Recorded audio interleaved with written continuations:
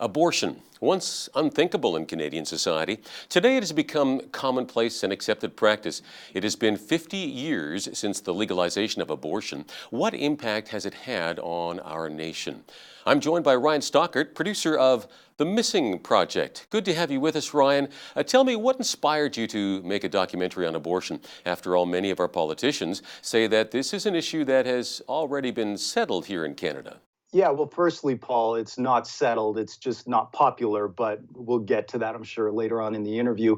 Last year in 2018, a group of pro-life and Christian leaders here in Canada approached me, and they had come up with an idea to mark the 50th anniversary of legalized abortion in Canada, which was this year, 2019, and they came up with a massive creative project called the Missing Project. And the concept was kind of twofold. On one side, we were going to produce 50 testimonies from average, ordinary Canadians across the country who've been impacted by abortion in some way. And it's not just the post-abortive woman, but it's family members, the father who didn't have to say or didn't have a say in it, the child who survived the abortion, the aunt, the grandmother, just showing the wide range of effect this issue has on Canadians. And we did 50, symbolically one for every year of legalized abortion in Canada.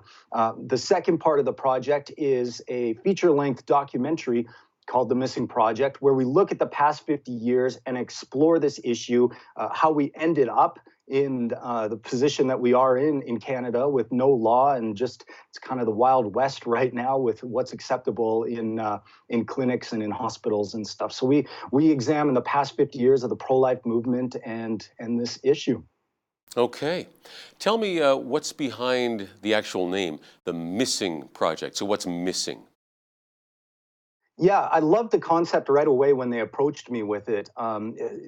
First of all, I think exploring this topic from what is missing and not just what has happened, but what is gone from our country. I mean, first of all, we have a missing law. Canada is one of the only nations in the world with, without a law on abortion, and many Canadians don't know. I didn't even know that when they approached me to do this project, and I'll talk about that in a moment as well. But there's missing people, there's missing information, there's missing media viewpoints, there's missing medical facts. There's so much missing in this debate. What was good about me taking on this project is I'm a pretty typical Canadian where, I might be theologically or philosophically on board with the pro-life message, but I didn't know anything about the movement, and I didn't really even understand the effects of abortion on women and on families in this country. And so when I approached this, I always thought of the average ordinary Canadian who's not in the storm of pro-life activism, but needs to know what actually is missing and what's happened in this country. Yeah, so thus the Missing Project. So, I mean, you went across the country then with your camera and interviewed, like you mentioned, not just women, but also others who have been affected by abortion. And they're sharing their personal stories. And after 50 years of legal abortion here in Canada, what impact has it had on our nation? Now, you mentioned it's got, we're missing a number of things, and critically, I guess, human beings, and I'm not sure exactly what the number is, but it's in the millions of people that we're missing, right? Yeah, that's right. And, I think the missing people aspect is the most impactful. There's an estimated 3 to 4 million people missing in Canada, which is, like the population of Toronto, like a whole major city is missing because of abortion. The low birth rate impacts, the way we talk about and legislate immigration policy even. On the other end of the age scale, it impacts the elderly. We start talking about euthanasia, it becomes a viable option in people's minds because we can't afford the health care for the elderly, but there's a missing generation that would have been, investing financially into the health care to look after the elderly. And so, I mean, I guess that's the logical end. If you think we can do violence at the beginning of life to what is, seen as inconvenient, an unplanned pregnancy or whatever, I guess on the other end of life, when people become inconvenient as well, that, we can start talking about doing violence against them. So I think missing people is the biggest I think the biggest issue, and when you talk to mothers about it, they still feel the impact of their missing child. So, I start off nationally, like here's what's missing in people. But when you actually talk to the women who've been hurt by abortion, you can see that the impact of a missing child is still carries on. Watching these interviews with women from across Canada, were there any overriding, common responses that came up over and over again? Yeah, one theme that I kept hearing was about the healing process they went through.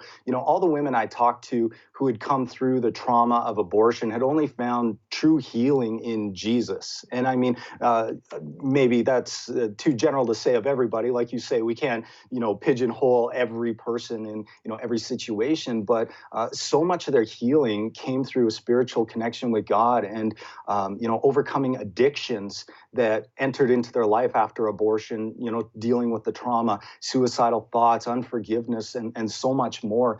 Also, many women felt abortion was their only option. And that's sad, that they think, okay, well, it was just the solution. Something, I was scared, I didn't know what to do. And the abortion clinic was nearby enough that that was the option. And one of the other interviews that had a huge impact on me was a woman named Christine up in Ottawa, who's part of an organization called Pro-Life Humanists, and she actually talked about the early feminists who were against abortion. The early feminist movement was against abortion because their viewpoint was when abortion becomes the option for women, it's a sign that society has abandoned women. Not that they're empowering them to do what they want with their bodies, but it's a sign that women have been abandoned and their issues aren't being dealt with. So, Wow. that's why so many feel that's their Okay. only option because that's what they're told. Yeah, rather than also promoting things like adoption as an option, right? That's maybe something our government and our society could look at doing. But this coming from non-religious people as well. Very interesting to hear that feedback there. Well, I'd like to take a minute or two here, Ryan, if we could, to just let our viewers watch a couple of short samples right from the Missing Project of how real people have been affected by abortion. When I was 22 weeks, it was a 2-day procedure. They inserted the seaweed into me, and at that time the doctor told me, you probably won't be able to have kids because you've had 3 abortions. And I remember asking the doctor if he could tell what sex it was and if he could see the face. I didn't get any answers from anybody. They finished it up and sent me into the recovery room where I recovered for an hour.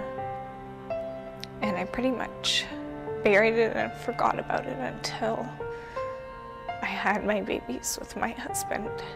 And it was then that I saw them on ultrasound and felt them moving and kicking.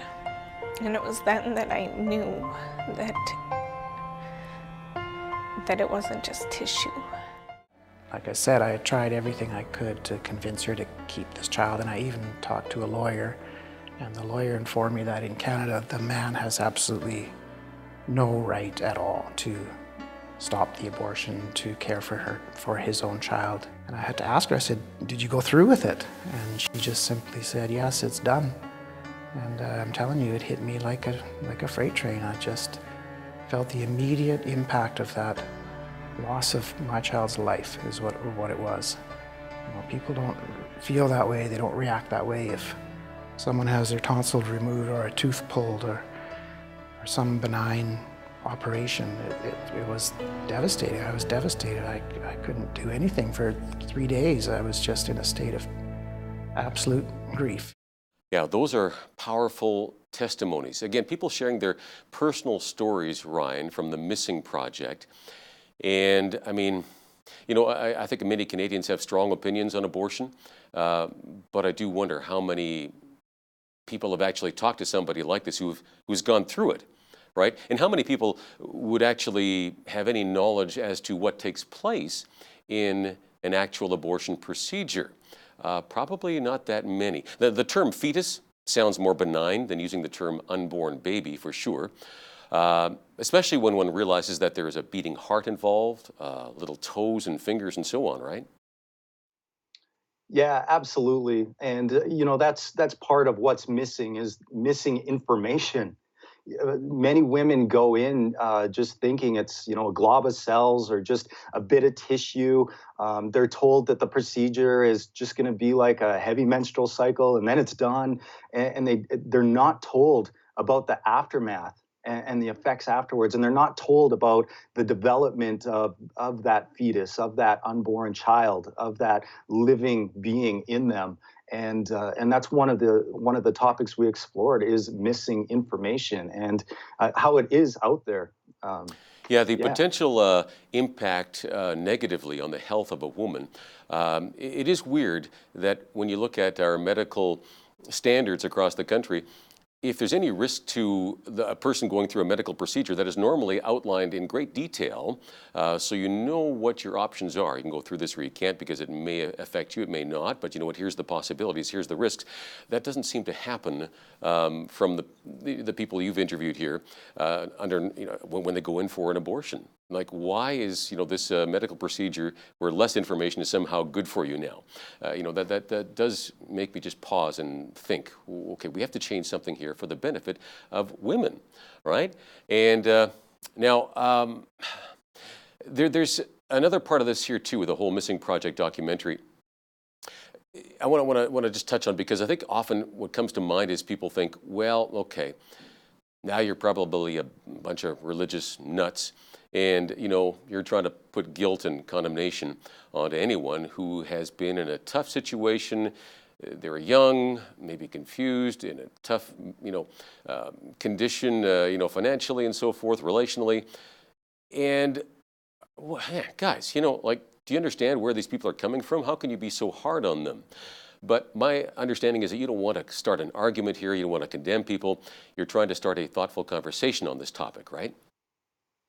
Absolutely, absolutely. That's the great thing about documentaries and testimonies. It's about people seeing maybe a different side of an issue, a side that they might not see in their Facebook feed. The way the algorithms work in social media and stuff, you don't always get both sides, and that goes no matter what side of the issue you're on. So that was, part of my mandate was, I wanted to get out this information not from me, not from my opinions. I don't put my opinion in. I have a bias to start off with, of course, with my pro-life viewpoints, but, I let the people who've gone through it and who minister to these women and families, I let them talk about it, because they're credible. It's firsthand experience. And personally, I think there's been a huge injustice in this country because people do not have all the facts. The pro-life movement has worked so hard to find out the truth behind abortion, and it's not being told to women. That's a huge injustice to women and families. Women and families are learning the hard way about the effects of abortion firsthand, and it's horrible. To go through something to learn it that way is, now the damage is done. Now you have to deal with the aftermath, and for many, it haunts them the rest of their life. Yeah, somehow we have to get a conversation going that is meaningful without, anger being hurled at one another, where there's no meaningful conversation. Somehow it's okay to disagree. Let's just talk this over without name calling and put downs and so forth. Nothing gets accomplished through that. Now, it's interesting that a majority of Canadians actually believe that there should be some restrictions on abortion. Again, as you pointed out earlier, not that many people realize that there's no law in Canada. You can have an abortion the day before your, or the day of your due date. If you can find a doctor to do it, it's legal in Canada. And the vast majority of people cringe at that thought. There's something wrong with that. So why is it that people in Canada want some restrictions on abortion, gestationally speaking? There's a reason, right? Yeah, I think, it is ingrained in us to protect. I think that's built in us to protect the weak and the most vulnerable in our world, right? And so, most Canadians, even on the pro-choice or pro-abortion side, when they find out that you can have an abortion, like you say, up until the day of, or maybe they haven't heard that 300 to 400 babies, I believe, a year are actually survive abortion and are born alive. and are left to die, right? Like that's shocking, and people understand that, and Yeah, they, there's something wrong with that, and of course there's gender selective abortions that take place in Canada with certain cultures, for example, who want a boy, value that more than a girl. Again, the vast majority of Canadians cringe at that, as they should. And so we need to take, steps to having a conversation on how can we, at the very least, reduce the number of abortions, right? Now, where can people purchase a copy of the Missing Project film? Right now, we have it for a limited time online. You can go to missing-project.ca, and get an online copy of it. Like I say, a limited time. Later on in the summer, we're going to begin organizing a national tour, screening the film with different organizations across the country. We're going to have a big Canada map online with little pinpoints all across the country where people can, attend a local screening and have DVD sales at those screenings as well. So. Well, that's excellent. And we're talking about getting a conversation going on. How can people share this on their social media channels? Yeah, we have a YouTube channel and a Facebook channel. We've released the 50 testimonies, which are very powerful. You can go through each one of those, and they're going to be a wonderful tool for you to use to maybe counsel a friend or family member, or just maybe show one of your pro-abortion friends the reality of what goes on in an abortion. So our Facebook page, if you search for Missing Project 2019, the Missing Project 2019, you should be able to find it. And on YouTube, same thing, the Missing Project. We have a channel with all 50 on there. Excellent. And I also understand that this film and this social media campaign you're talking about to get people joining the conversation is funded entirely by donations. So finally, how can people chip into this? Yeah, we'd really appreciate that to help us cover the rest of our budget. It's missing-project.ca again. There's a link to buy the film and also a link to donate, and you will get a charitable tax receipt with that as well. Awesome. Ryan, thank you so much for sharing this with us here today. Thanks for the opportunity. It's been great. Ryan Stockert, producer of The Missing Project, and again, missing-project.ca.